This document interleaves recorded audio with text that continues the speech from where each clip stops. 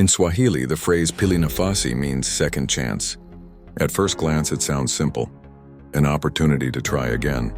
But when we look deeper, Pili Nafasi carries centuries of meaning, forged along the Swahili coast where African, Arab, Persian, and Indian cultures met and shaped one of the most dynamic regions in history. The Swahili language itself is a testament to Pili Nafasi. It is a Bantu tongue enriched with Arabic words, born out of centuries of contact and exchange across the Indian Ocean. This was not just trade in ivory, gold, and spices, but in ideas, art, and stories. Pili Nafasi becomes a mirror of that history. The idea that no matter what happens, there is always a way to rebuild, to adapt, and to thrive again. Consider the Swahili city-states like Kilwa, Mombasa, and Zanzibar.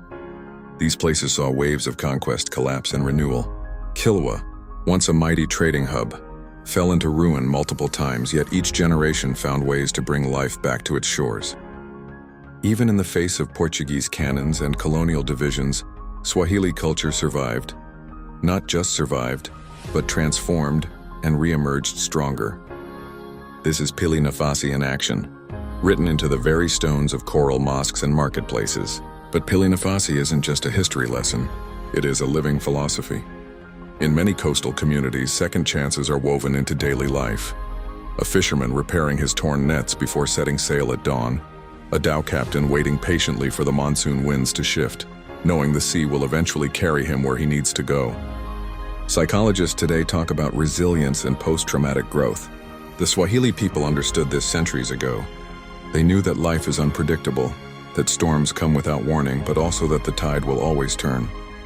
Pili Nafasi is hope with muscle, not just wishing for change, but stepping forward even after loss. This idea carries spiritual weight too. In Islam, which spread across the Swahili coast from the 8th century onward, forgiveness and renewal are central themes. The call to prayer 5 times a day is a reminder that no matter how far one has strayed, there is always a path back to God. Pili Nafasi echoes this spiritual truth. A second chance is not only possible, it is a gift. And yet, Pili Nafasi does not guarantee an easy path. It calls for courage. To take a second chance means to face what went wrong the first time, whether it was a failed relationship, a missed opportunity, or a personal mistake, and choose differently. It means learning, growing, and refusing to be defined by one's lowest moment.